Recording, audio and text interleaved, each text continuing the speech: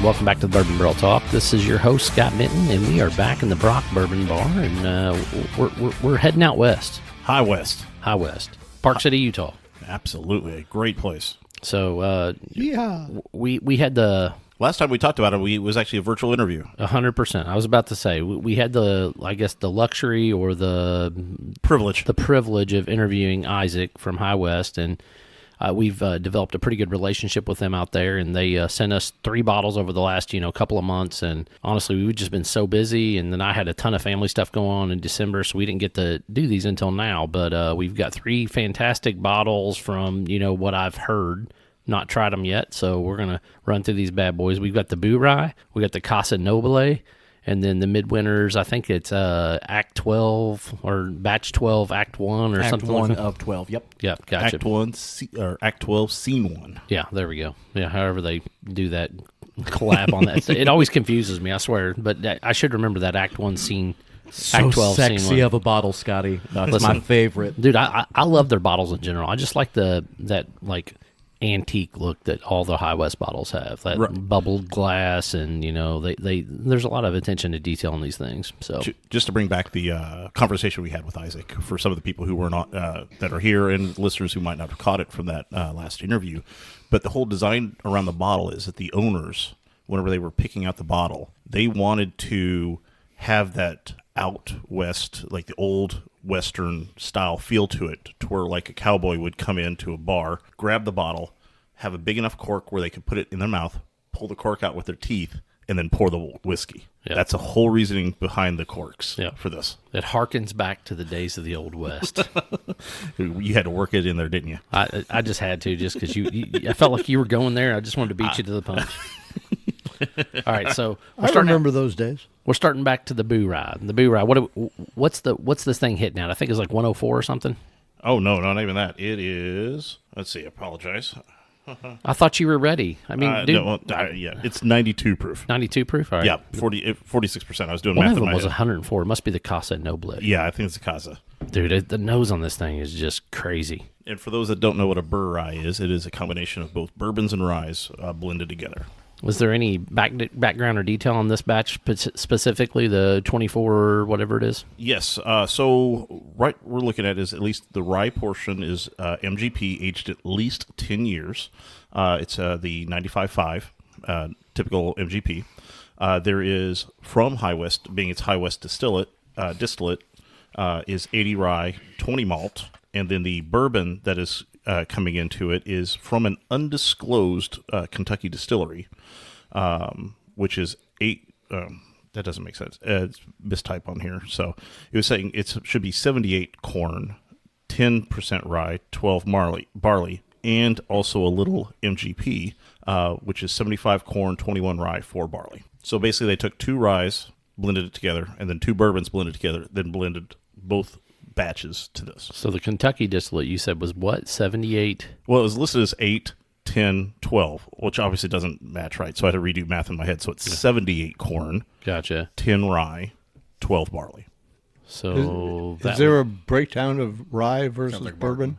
No, there's no percentage between the two. Yeah. I think that usually what they do is they blend it between the two different distillates. Then what they do is after they blend both to where they want them, they blend those two then together for the BouRye until they get their percentages together. But the percentages are not listed. Dude, this thing just so much flavor. It's got so many things going on. The baking spice, the rye coming through. I can sit here and nose this like all night. Yeah, it's just amazing nose. This is one of those fire pit drinks, I guess would be the best way of putting it. Yeah, Sit there and nose it. Nights. Yeah. Campfire, yeah. It's not their campfire bourbon either. No, totally different, but still same way. It's very nice. It's just got a lot of complexity. Like there's some really, really nice dark fruit notes in there. There's a ton of baking spice. The spice from the rye is coming through on the mid palate. This is my first time drinking a BouRye, and I was expecting, I think, more of like a battle between different kind of more extreme profiles, but this is nice. Oh, Like, no, everything blends together and is so smooth. It's weirdly enough the best way that I can describe this BouRye, that High West puts out is just think of it in waves. You get this little wave of kind of like sweetness, you get a little wave of spice. It just kind of keeps going back and forth, and they're just kind of mellowed together. This is going to sound crazy, and I'm okay if y'all make fun of me on this, but like up front, I'm getting like a little bit of like a marshmallowy sweetness, and then the mid palate comes through. It's just baking spice. It's like cardamom and nutmeg and a little bit of cinnamon, and then the finish is just like earthiness. Like it's like field greens, like violet. Like it hits you everywhere. It's crazy. It's just complexity. I don't know. I'm close to it. I don't think I'm getting quite marshmallow. I guess what I'm possibly interpreting that beginning is almost kind of like a sweet corn pudding, or not like a dry corn pudding, but more of like a wetter one, like almost like cream corn. Creamy. Yeah, like almost like cream corn at the very beginning.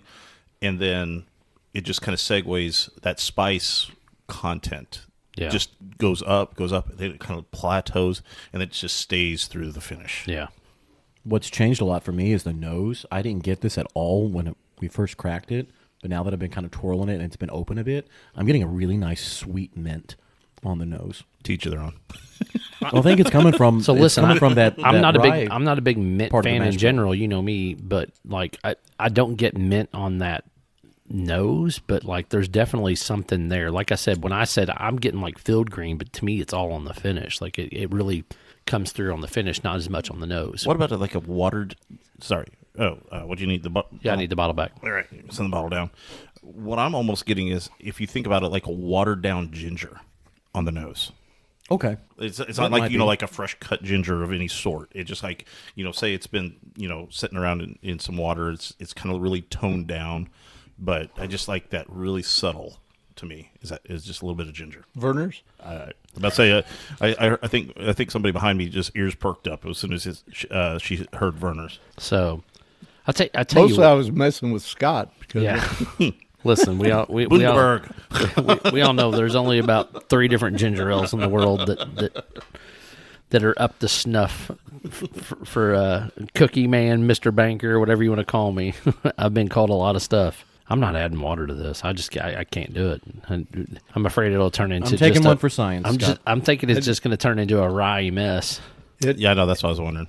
it mellowed it out. I added water, and the nose just has gotten more mellow, less exciting than without the water. And see, why do I want to be less exciting? You're already less why would exciting. why would I want to be any of your all's wives? Oh my goodness, the nose is just Water does nothing for it. It's some subtle spice in it, but that's Yeah. about all I'm getting. It's like some subtle spice. It makes it a bit warmer to drink, but I don't really see an improvement on the taste at all. all right. Midwinters, what do we got here, Johnny Tsunami? All right, my favorite bottle to collect when I can.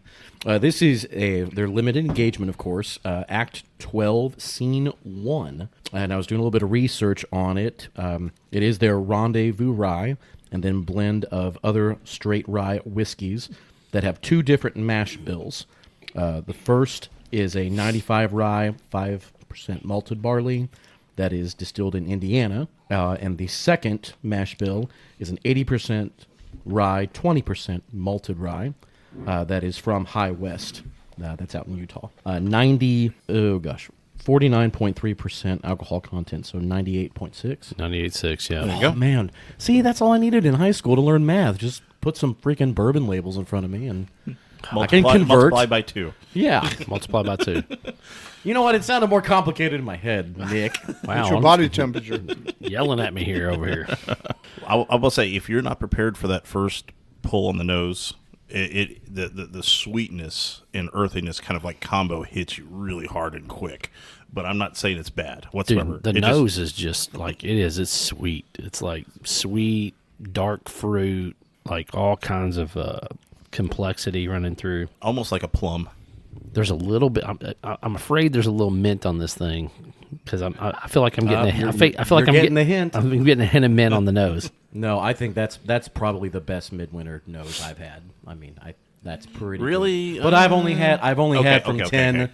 and 11. Oh, really? So I've Oh, not had yeah. any of their early stuff, Yeah. which I know is infinitely more Well, favorable. Now, in the community. I won't say that now. So I thought actually like batches 1 through 3 were phenomenal. Like if you had the lucky good, yes. people to be able to try the 1 through 3 of the Midwinters, those were all fantastic.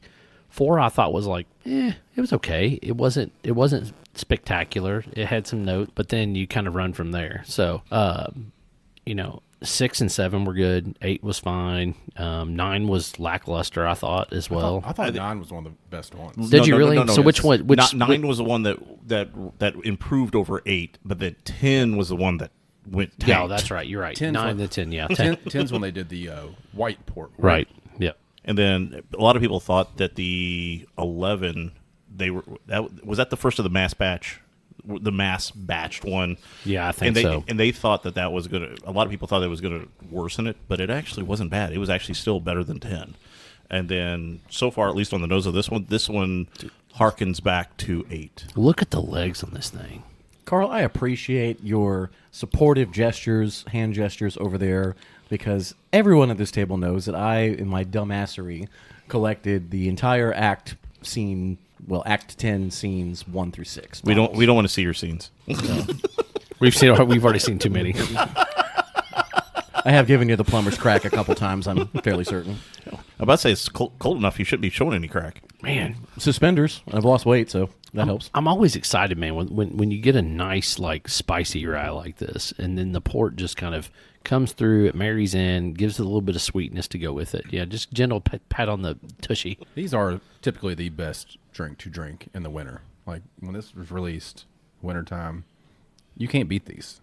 No, they're really hard to beat. They really are. Unless it's Act 10. Unless it's Act 10. I'm in agreement with you. Not a big fan, but it's not bad either. Yeah, you're not a finished guy though. Typically, I'm not. But it's not bad. It's just On that third pull, that the little subtle earthiness is just kind of creeping itself in there, and it marrying very well with that rye spice. Yeah. No, I'm really enjoying this bottle. All right. Last but not least, Legend, what do you got? You got the Casa Noble or the Casa Noble? Casa Noble, the Noble Share. It is a blend of straight whiskeys finished in Marcus de Casa Noble and Yeho barrels. All right, let me look at that. I think they're probably Marquise or Marquez or Well, it's Marquez. It's Marquez, I would say. Yeah. Marquez. It's hey, close enough. I took You were in the ballpark. I took French. I didn't take Spanish. I don't know. anything about Marquise, Legend's just practicing for when they change the Gulf of Mexico to the Gulf of America. Gulf of America. And about to say, one of those things is that that. I want to be of- the Gulf of Florida. What the hell? Gulf of Texaco, Gulf of Louisiana. Yeah. Oh, well, what Well, was it? Whenever It's 104 proof. I first moved back here, hadn't traveled Kentucky very much, but in college, in high school, where I used to live, I took French, and so one of my first jobs around here, I was traveling around a little bit of Kentucky, and so whenever I was traveling, near Lexington, I went through a certain town over there, and so I stopped there, and and I asked a few questions. So where do you find some interesting stuff around here around Versailles? And people would look at me, Versailles? What do you mean Versailles? This is Versailles. I'm going, okay, noted. And it's not just Versailles, it's Versailles. Versailles. dude, this nose is really nice. Nose is killer.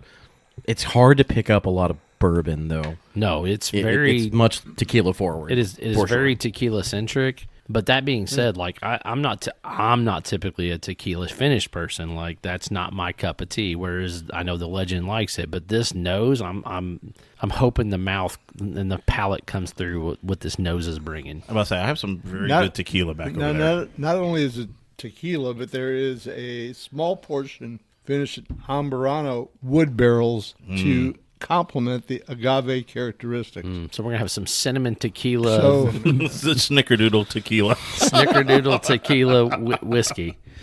Is this- I'm throwing it out, man. I couldn't wait.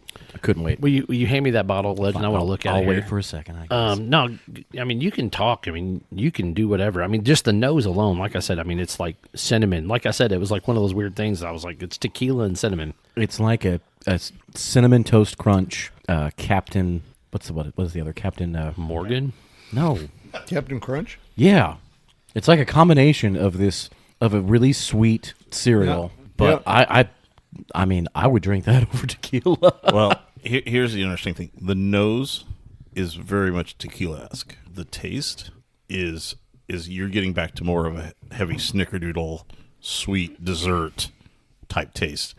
You can get subtle hints of that tequila that's kind of tries to power through that cinnamon sugar taste, but it's hard to find it. You have to search for that flavor. Anytime you put an Amberana in there, you're definitely that's going to overpower anything you do to 100%. A bourbon. You know, the thing for me with this and Mary Dowling bourbon that's finished in tequila casks, I think the tequila adds to the bourbon, whereas in my personal opinion, port, sherry, various wines detract from the bourbon. And I don't enjoy the bourbon as much, but with this tequila, I'm enjoying bourbon and tequila, and again, one person's opinion, but this I think is an incredibly good bottle.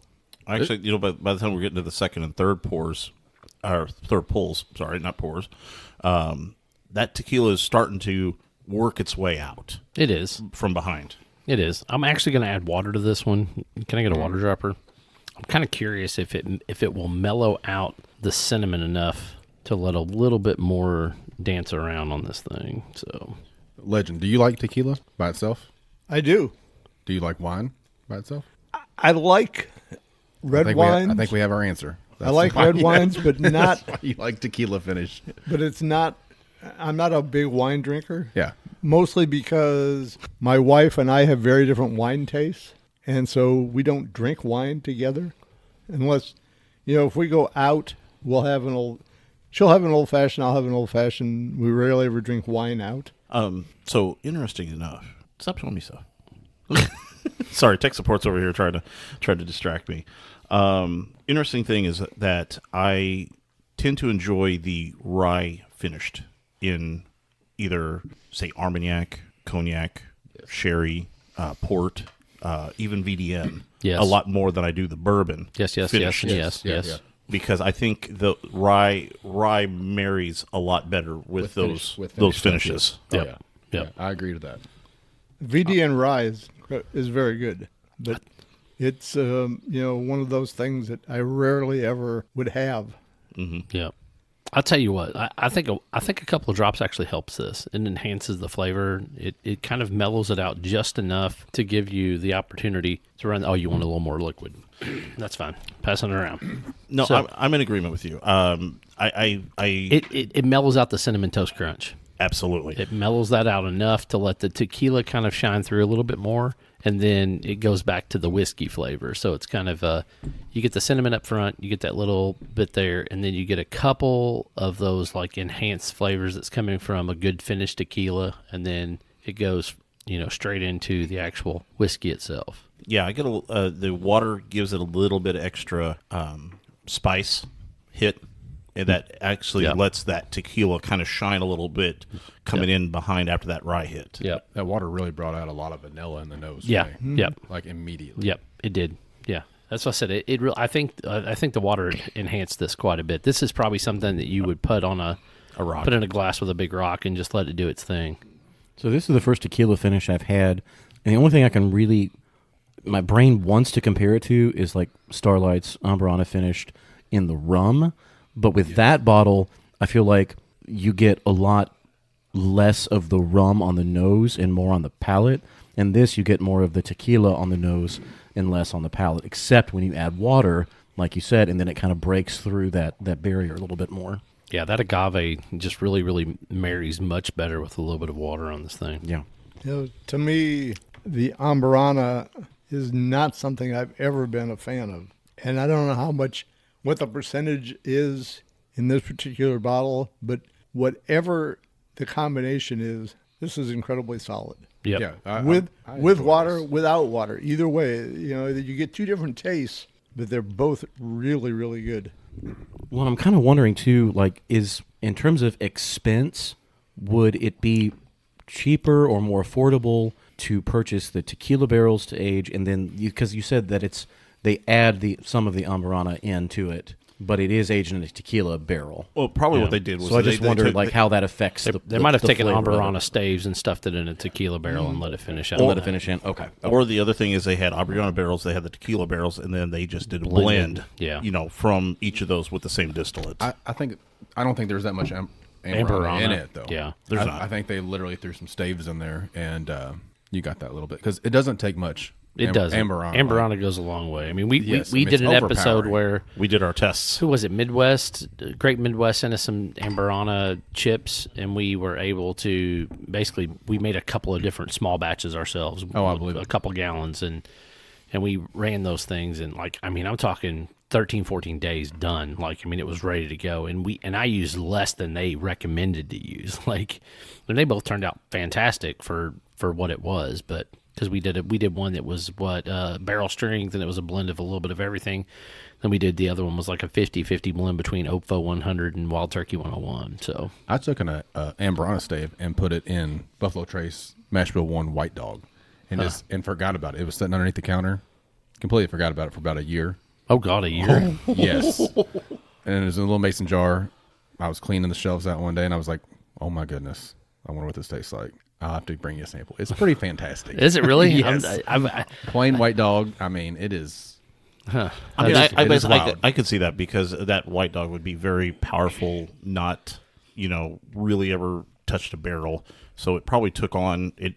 The Umbrella had to take on a lot to It mesh did, with yes, that white yeah. dog. It is that's what I have for just old fashions at the house now. I'd get that mason jar out, make an old fashioned with that, and it is fantastic because it's almost like you can taste the Buffalo Trace as in, you kind of get that grapey caramel a little bit, almost like a Taylor, but then it has a lot of Amburana in it because it's sat there for a year. yeah, but I can only imagine. I can only is- imagine. That's what I'm saying.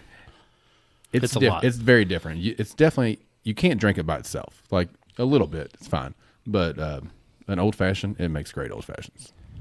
All right, 1, 2, 3. We're gonna rank these. 1, 2, 3. What's your favorite baby? Who's the second one? And then who's finishing hind titty? I'm about to say, I don't know if I'm speaking for everybody here, but each one of these is individually amazing.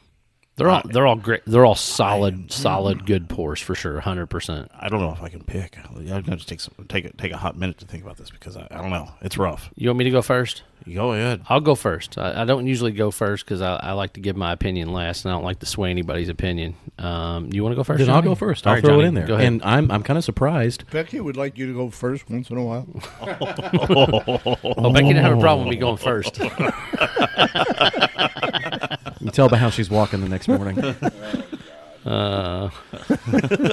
Wow. Surprisingly, because I know all you fuckers were going to think, oh, he's Midwinter Dram all the way. Yep. And as much as I'd like that, Yep. this noble tequila noble share is phenomenal. And I'm going to say with water is even better. It brings more of that tequila and makes it just really unique profile. And that's kind of how I'm looking at these three is less of a traditional bourbon rating and more of how unique they are. Okay. And nose and flavor. So I would say, yep, noble share with water. Second one, Midwinter Dram, just neat, wonderful, probably one of the best midwinters I've had, but I've not had anything prior. Yeah. Well, that's why I'm saying of the ones that I've had. Sorry, I'm being loud. Of the ones that I have, I get really passionate about these bottles. I know. We get it. And then the BouRye was really, really nice. I don't have any complaints on it. It just Midwinter was going to get my number 2 regardless. So. Gotcha. That's fair. Nick, are you ready? You want me to roll? Grant, are you good? Yeah, I'm fine. I went into this thinking the tequila was going to be dead last for me, and actually, it's by far the best. And then the BouRye second, and then the Midwinter's last. Yeah, I mean, I went into that with dead set on the BouRye being first, Midwinter's being second, and the tequila being last, and complete opposite. What is this called? The Noble Share. If you see this Noble Share, Casa Noble. Casa Noble. Johnny's calling Noble Share. But... No, it says the Noble Share on the Oh, bottom. does it really? Also on the Shut back. the front door. Also on the back Noble it Share. says it. Oh, well, okay, my bad, homie. My bad. I'm definitely going to look for one of these. This is Reading is hard. Reading is fundamental. It's for definitely sure. I definitely enjoy this. All right, Nick, You good? You want me to go? All right. It really and truly, it's a toss-up between the BouRye and the Noble Share, or the Casa Noble, whichever one you want to call it. If I had my druthers, just because if I don't want to add a rock to it, and if I take them as face value, I'm going to put the BouRye first, Noble Share second, and I hate saying it, but Midwinter's, even though as great as it was, third. But I would say any one of these three could be number one, just depending on the day of what I feel like tasting. I think that's where I would go with that. I'll let you. Do you want to go legend first? But I really think that the more when I sit back and I look at it from a holistic point of view, right? I love the BouRye. There's something just solid. It's a good everyday drinker. The Midwinters is also solid. This Casanova, the Noble Share, has just so many complex things that are going on, and I think that that's exactly what I'm going to say. Is that, like, when you look at that, it's how do you want to revisit something, right? I'm not necessarily like I think Amberana can be too rich, too quick, too easy a lot of times. This was done very, very well with the Amberana and the marriage between the tequila. So I'm going to go BouRye, Casanova, Midwinters, and I agree with you 100%. If it was a summer day, I would probably say all day long I'm gonna take the Casanova. If it's like today, like the Midwinters should most days in a nice winter day would win, but the Casanova it just gives like so much crazy things going on. But to me, just the BouRye, it is what it is. It's just a good solid pour. Legend? I know what the legend likes. I know what he does too. I saw the saw pour. the He just pour. took on the second lens. The Casanova is by far, to me, the thing to drink. I don't care whether it's summer or winter or whatever. It's just incredibly good. The tequila and bourbon combination I find to just be super amazing. BouRye would be second, and the Midwinter third, but not because there's anything wrong with it. They're just, everybody has an opinion. Everybody has a different taste, and that they were all very good. Yeah, I mean, you're comparing, a double to a triple to a ground rule double. Like, Yeah. they're all great extra base hits. They're right? all winners. They're all winners. I don't know. But I think the tequila is a home run. Yeah, universally. All I'm going to say is, Isaac, good job. 100%. Absolutely. 100%. I am fine being my little solitary pillow fort with my Midwinter Dram over here. It's all good. Dude, I love it. I mean, that's what I said. I mean, like this is actually one of the better Midwinters I've had in a long time. Make sure you clean those pillow sheets. But the BouRye or the BouRye and the Noble Share are both just really solid pours overall. There's absolutely nothing wrong with any of these three. So I'd say the consensus, if we take the consensus as being the most people, the Noble Share was first, the BouRye was second, and the Midwinters was third. I think that's our episode of Bourbon Barrel Talk. If you want to find us, you can find us on Facebook, the Instagram, or the X. Make sure you hit the subscribe button. That way you get your episodes as soon as they hit on Sunday mornings at 6 a.m. Email us any questions to bourbonbarreltalk@gmail.com, or you can message us on Facebook or the Instagram. Cheers, fuckers. Cheers, that's correct. Signing off from the Brock Bourbon Bar, this is Scott, Johnny Tsunami, Grant, Nick, and the Legend. Peace out. Prost. Let's go.